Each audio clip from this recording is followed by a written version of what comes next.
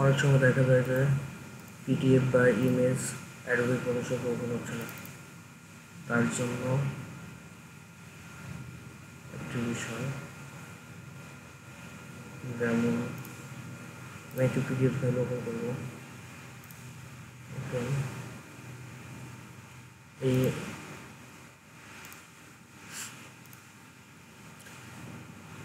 পিডিএফটা বা ইমেজটা আমি ওপেন করবো। অনেক সময় দেখা যায় ওপেন হয় না। পিডিএফ করবো, যেটা পিডিএফ ওপেন করবো। দেখা যাচ্ছে যে অনেক সময় পিডিএফ বা ইমেজ সাপোর্ট করে না। সেক্ষেত্রে আমি সেই পিডিএফ বা ইমেজটি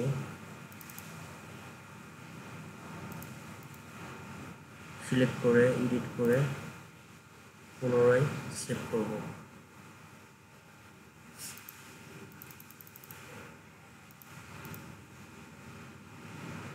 আমি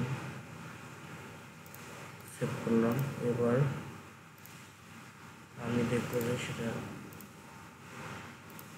ওপেন হয় কিনা। হ্যাঁ, ওপেন হয়েছে।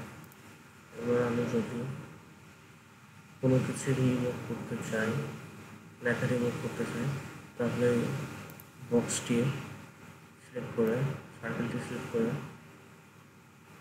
যেটুকু লেখা আমি রিমুভ করতে চাই তা সিলেক্ট করে ডিলিট বাটন চাপ দিলে আমার সেই লেখা রিমুভ হয়ে যাবে।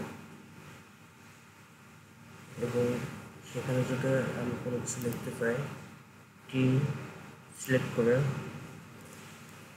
আমি তা লিখতে পারবো।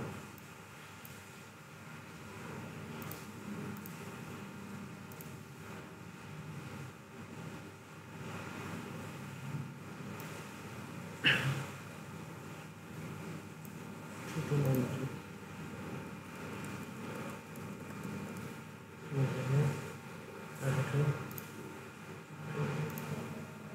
সিলেক্ট করলে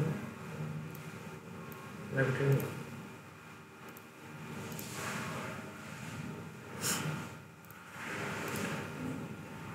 এমনভাবে আমি কোনো কিছু এডিট করতে পারবো।